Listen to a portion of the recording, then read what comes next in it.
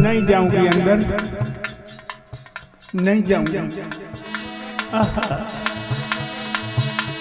बस इतना ही एहसान करो, 2 लाख को वापस लौटा दो।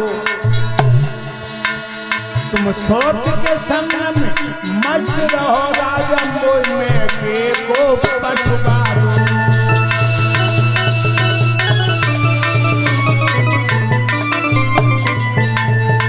अरे हम तब आंगन में जाए सैया, सोच को जल्द निकालो।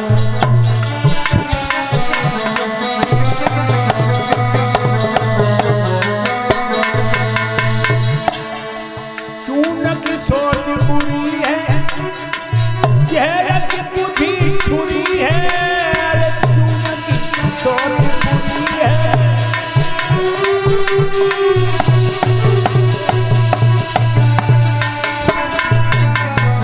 अरे अरे धोखे में लिए मुझे खाई सैया, सोच को जल्द निकालो। अरे हम अंदर को जाए सैया, सोच को जल्द निकालो। अरे हम तब महलन में जाए राजा, सोच को जल्द निकालो। और कलश वाली कन्याएं जिन लड़कियों ने कलश भरे हैं वो आ जाए मंच के सामने। रानी सुनीत को पता लगा कि हमारा अनुष्ठान विपरीत दशा को जा रहा है। मैं जिस नाटक की नटनी हूं वो नाटक टूटा जा रहा। मैं जिस अंडा पे आस लिए बैठी वो अंडा फूटा जा रहा है।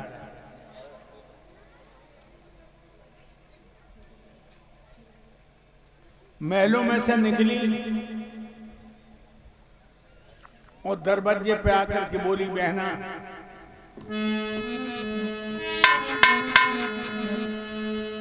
आओ अपने घर को देखो, मेरा तो एक सहारा है।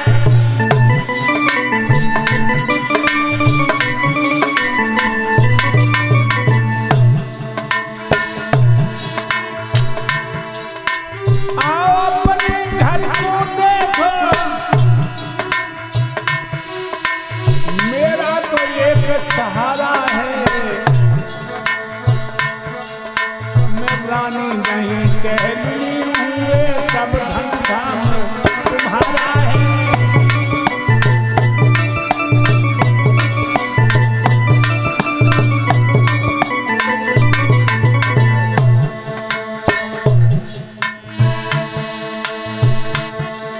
ऊपरी पहल में कर लूंगी, जब जैसी आज्ञा पाऊंगी। रोटी वो तेरी रहियो, मैं तेरो लला खिलाऊंगी।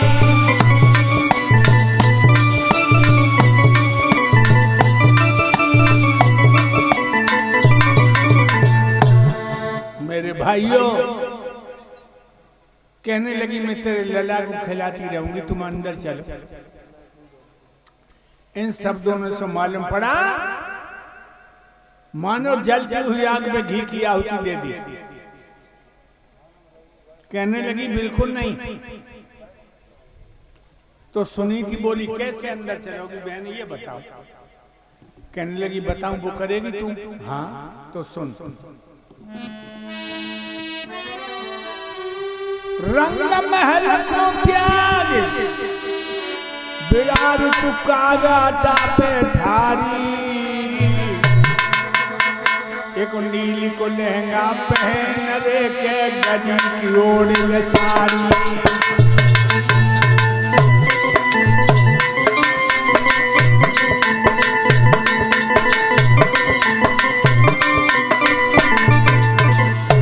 नील का लहंगा गजी की साड़ी ओढ़ के अड्डा पे पहुंच। दूसरे किसी कारीगर में चाची रखवाली जाएगी। पीछा कर और खाया कर तू एक सिर जो पाएगी।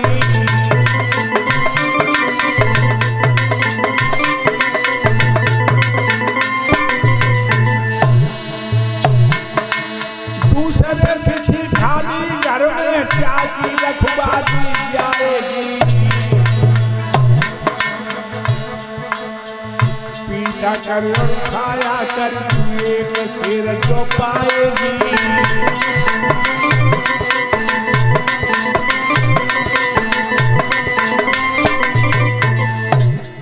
नील का लहंगा गजी की साड़ी ओढ़ के आटा पे पहुंच। कहा गुड़ा, और मेरे पति से सपने में आंख मिलाई तो ओरी परकटी तेरी दोनों आंखें निकाल ली। एक शोर जो मिलेगा, नमक से रोटी खा। मेरे भक्तों, रानी सुनीति कहने लगी एक शेर जो काफी। नील का लहंगा गजी की साड़ी ओढ़कर हाथ में बांस लेके अटा पे पहुंच गई। ये डोला में से आंगन में आ गई।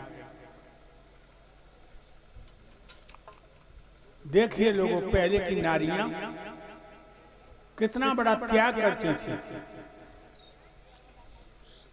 नील का लहंगा गजी की साड़ी, टूटो खटोला फटी सी रजाई, दिन भर काग उड़ाती हैं, शाम को जौ की रोटी नमक से खाती। 8 महीने हो गए। पति से बात करना तो बहुत दूर, छाया तक नहीं देख पाई। रात के 12 बजे हैं, करवटें बदल रही और यही सोच रही है कि जब प्राणनाथ देखने को नहीं मिल रहे तो प्राण हमारे बदन में रुके क्यों हैं? चलो कहीं कुआं में गिर के मर जाए। श्री सुखदेव जी बोले, हे राजा परीक्षित, रानी कुआं में गिरने के लिए आटा पे से नीचे उतरी है, जंगल में पहुंची है, कुआं में गिरने को आगे लपकी है, तब तक देव ऋषि नारद आ गए। बेटी, कहाँ आज इतनी आधी रात्रि पर तुम भटक रही हो बियाबान जंगल में? आप कौन हैं? मैं महात्मा हूँ, देव ऋषि नारद। महात्मा जी? जी। गीता में लिखा है, मनसा वाचा कर्मणा तंजपना रोतना नते स्वर्गो अपवर्गो शानंदम हृदय। कहीं काठ की औरत बनी खड़ी है तो महात्माओं को 2 खेत बच के निकलना चाहिए, क्योंकि ये कामदेव बड़ा प्रबल है। जाने किस पर दे से मुस्करा दे, किस पे आंखें लड़वा दे, किस पर तबीयत को मचला दे। और कबीर ने तो यहाँ तक लिखा है कि गाय भैंस घोड़ी गधी जिस आश्रम में होए, संत वहां पर रुक गो सबको जय खोए। तुम कैसे महात्मा जो रात के 12 बजे का पराई औरत से बात कर रहे हो? बेटी, हम तुम्हारे दिल के दर्द को समझ रहे हैं। एक बात पूछूं, बताओगी मुझे? पूछो। सुनो।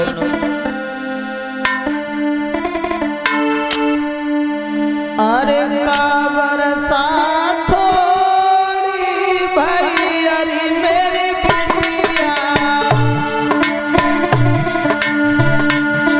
एक काबर साथ थोड़ी भाई, अरे मेरी बिटिया, और के कम गयो किसान जी।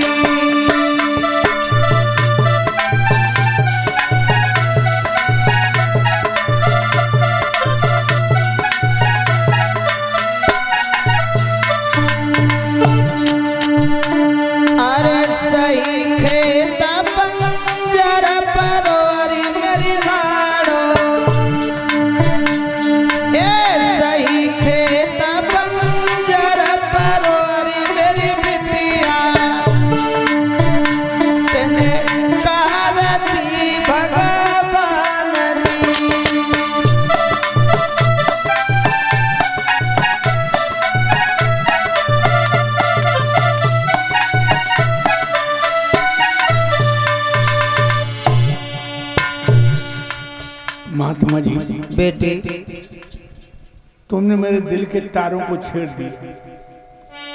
कैसे? अरे ना बरसात थोड़ी भाई, अरे मेरे स्वामी। गुरुदेव,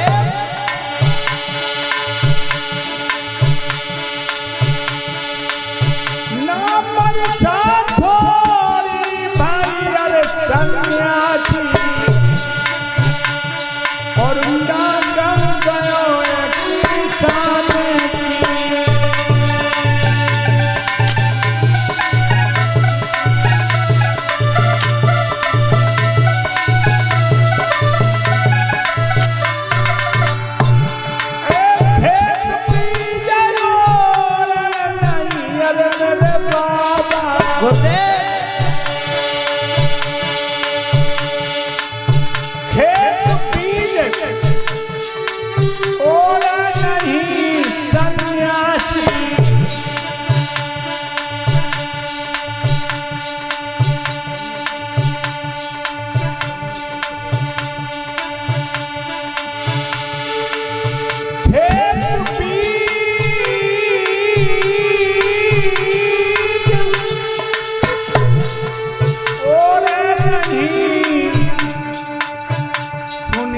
संत सुजान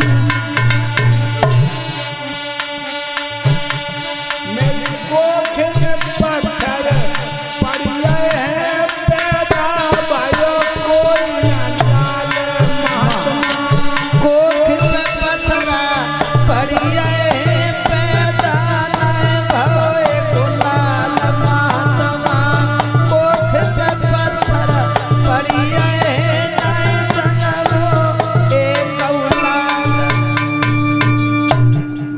जी पति का प्यार भी भरपूर मिला। मेरे प्रिया हमें कभी छोड़ के परदेश नहीं गई। कोख में पत्थर पड़ गए, पुत्र को जन्म न दे सकी। बेटी तो तुम और पति सौतेन ने छीन ली। बिना मल्ला की नाव तूफानों को कब तक झेलेगी, आखिर तो डूबना है। तो तुम पुत्र की चिंता में हम मरने के लिए आए हैं। पुत्र की चिंता नहीं है, वो हमारे मोहल्ले में हमारे कल्लू ड्राइवर साहब की दादी कहा करती हैं, क्या बांझ भली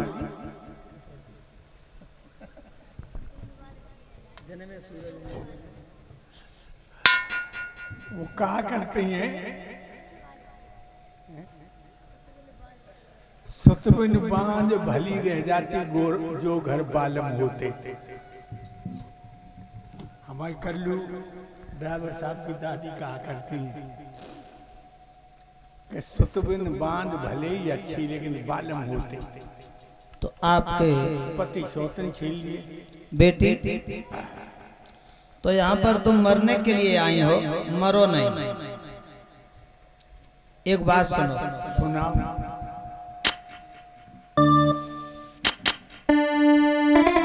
आवाज कम। हाँ बोलो।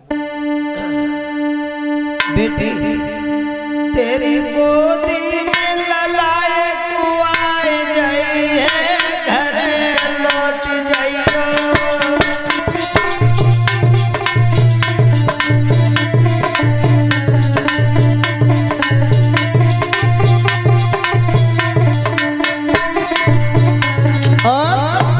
बेटी ध्यान से सुनो, तुम्हारी कोख से कोई ऐसा वैसा बच्चा नहीं होगा।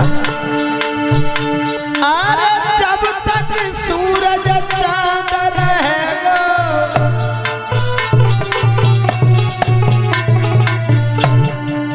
नाम तेरे लला को अमर रहेगा।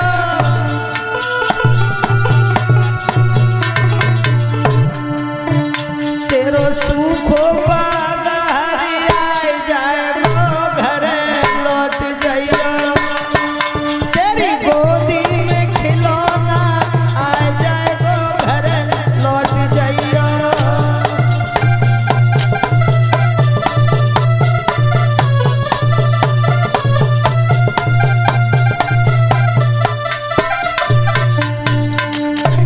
जाओ बेटी, घर मरो नहीं, क्योंकि आत्महत्या करना सबसे बड़ा पाप होता है। आत्महत्या जो करते हैं वो अधोगति भटकते, उन्हें उनके जीवन को बहुत यातनाएं मिलती हैं आत्मा को। इसलिए तुम वापस चली जाओ, मरो नहीं।